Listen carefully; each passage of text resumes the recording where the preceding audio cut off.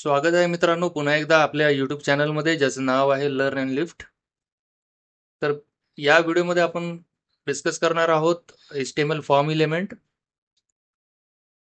तर HTML form म्हणजे काय? तर फॉर्म म्हणजे एक कंटेनर असतो. फॉर्म इलेमेंट तर डिफरंट इनपुट इलेमेंटसाठी हा कंटेनर असतो. तर कंटेनर म्हणजे काय? तर याच्यामध्ये वेगवेगळ्या प्रकारचे इनपुट इलेमेंट्स असतात जे युजरचा डेटा घेतात आणि सर्व्हरला पाठवतात. युजरकडून डेटा ॲज अ इनपुट घेतात आणि सर्व्हरला प्रोसेसिंगसाठी पाठवतात.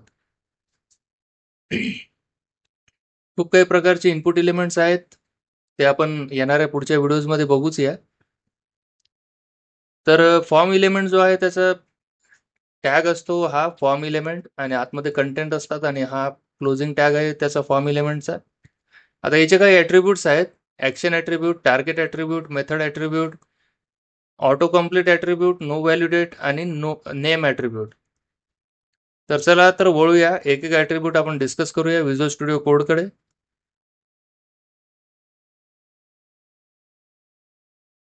तर इथे मी हा फॉर्म एलिमेंट ऍड केलेला आहे. जेवढे काही ॲट्रिब्यूट्स आहेत सगळेच्या सगळे इथे ऍड केलेले आहेत. आपण एक एक ॲट्रिब्यूट बघूयात. पहिला ॲट्रिब्यूट आहे ॲक्शन.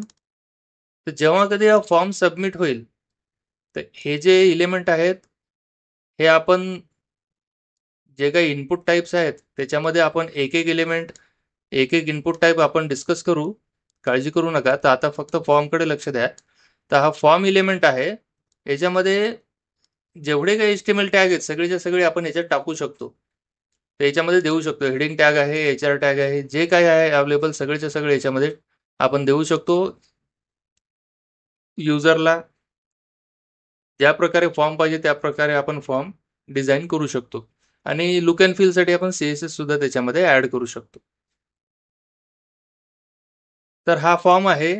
पहिला आहे ॲक्शन ॲट्रिब्यूट. तर ॲक्शन ॲट्रिब्यूट म्हणजे काय? तर ॲक्शन ॲट्रिब्यूट जो आहे तो जेव्हा जेव्हा कधी हा फॉर्म सबमिट होईल तर या फॉर्मच्या ज्या व्हॅल्यूज आहेत, ज्या या इनपुट फील्डमधल्या व्हॅल्यूज आहेत ते पोस्ट करते. पोस्ट करण्यासाठी तर ही जी iframe.html आहे, या iframe.html मध्ये ह्या ज्या व्हॅल्यूज आहेत त्या URL मध्ये इनकोड करून तो जेव्हा जेव्हा आपण सबमिट करू त्या सबमिट इव्हेंटमध्ये तो या व्हॅल्यूज या पेजला सबमिट करेल.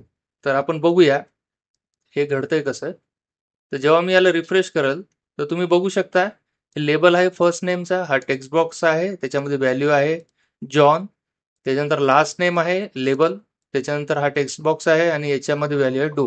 तर ही व्हॅल्यू कुठून आली? तर आपण इनपुट टाईप टेक्स्टमध्ये याला काय याचे काय ॲट्रिब्यूट्स असतात तर हे आपण बघूया पुढे. त्याची काळजी करू नका. तर आता या फॉर्मसाठी एवढं लक्षात ठेवा की या इनपुटमध्ये व्हॅल्यू नावाचं एक ॲट्रिब्यूट आहे त्याच्यामध्ये आपण व्हॅल्यू दिलेली आहे जॉन. तर इथे तुम्ही काही व्हॅल्यू देऊ शकता.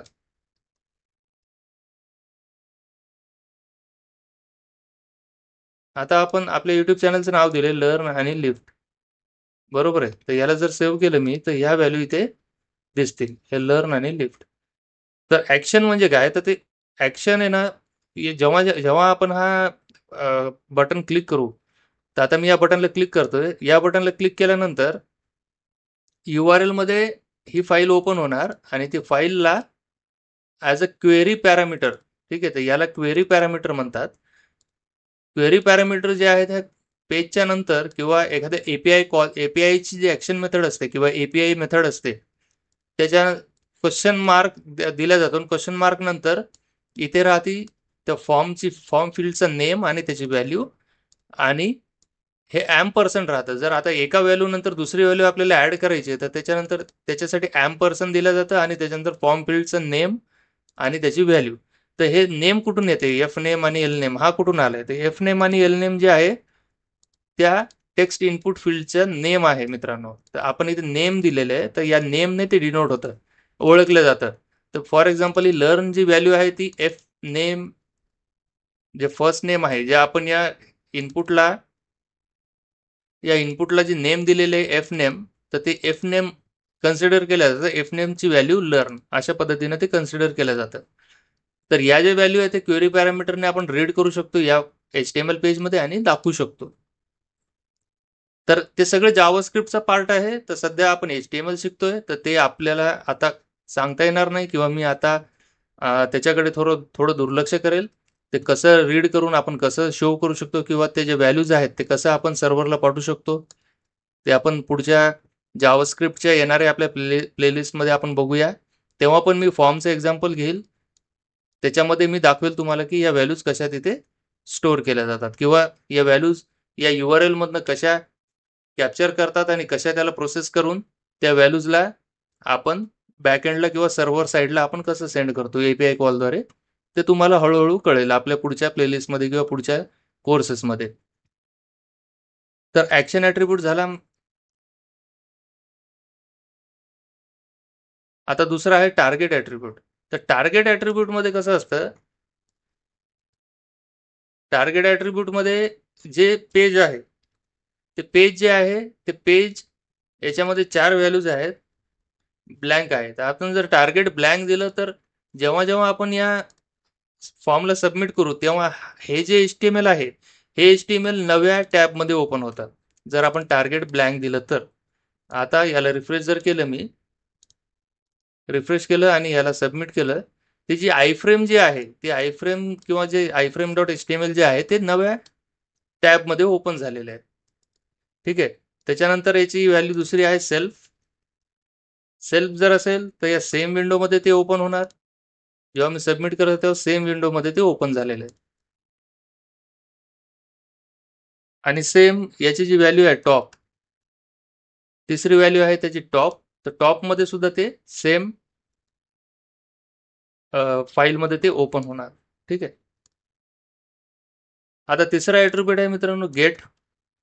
तर हा जो गेट ॲट्रिब्यूट असतो, हा काय करतो, जेव्हा जेव्हा हा फॉर्म लोड होतो तेव्हा आपण एखादी गेट, आपण जर एखाद्या APIचा गेट कॉल दिला तर ते गेट कॉल होतो आणि त्याचे जे व्हॅल्यूज आहेत त्या व्हॅल्यूज म्हणजे जे काही रिस्पॉन्स आहे. आता हा झाला जावास्क्रिप्ट आणि APIचा पार्ट.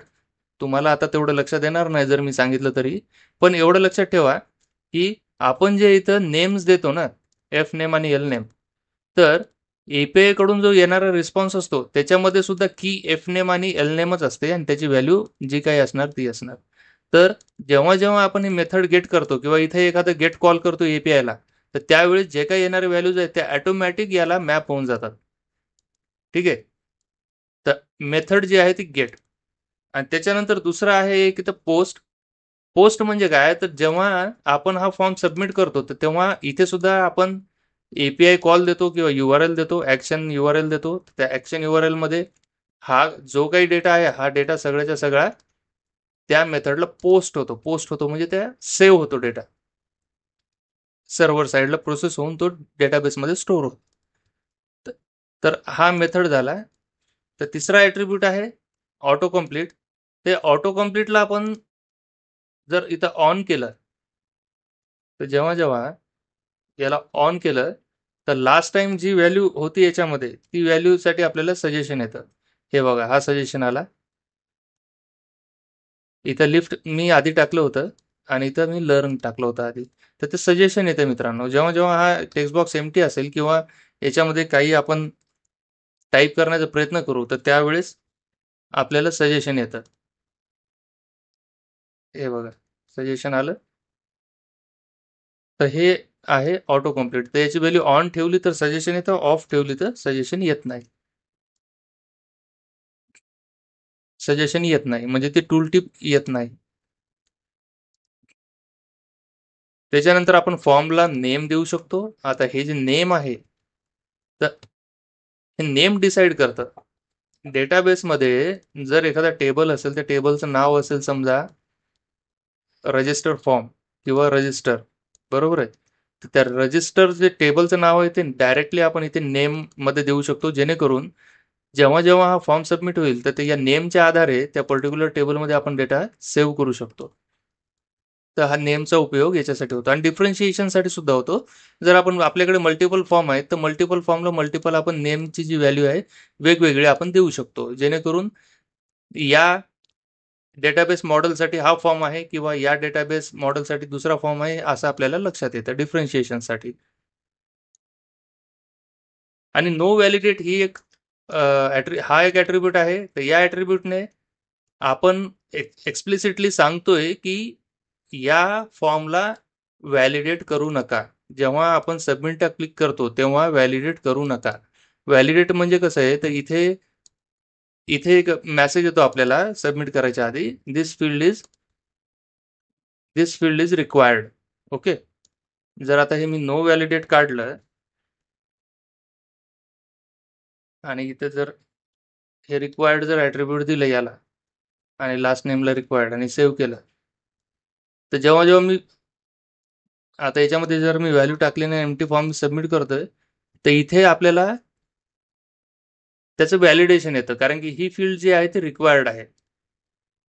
आता या फील्डमध्ये जर मी व्हॅल्यू टाकली आणि पुन्हा सबमिट करण्याचा प्रयत्न केला, तर या फील्डला पुन्हा एरर येणार की please fill out this field also. ठीक आहे. तर हे जे आहे हे रिक्वायर्ड आहे. आणि इथे समजा मी नो व्हॅलिडेट केलं तर आपण एक्सप्लिसिटली सांगतोय की हा फॉर्म व्हॅलिडेट करू नका. इवन याच्यामध्ये जर व्हॅल्यू नसेल तरी व्हॅलिडेट करू नका. हा फॉर्म पोस्ट होणार एम्प्टी व्हॅल्यूने. तर इथे तुम्ही बघू शकता व्हॅल्यू ही एम्प्टी आहे. तर ह्या सगळ्या काही प्रॉपर्टीज आहेत. तर फॉर्म एलिमेंट आहे. तुम्हाला जर व्हिडिओ चांगला वाटला असेल किंवा तुम्हाला काहीतरी नवीन शिकण्यासारखं मिळालं असेल तर नक्कीच सबस्क्राईब करा आणि मित्रांना शेअर करा, लाईक करा व्हिडिओला, कमेंट्स करा तुम्हाला जर काही अडीअडचणी असतील, काही समजलं नसेल तर. मला धन्यवाद मित्रांनो.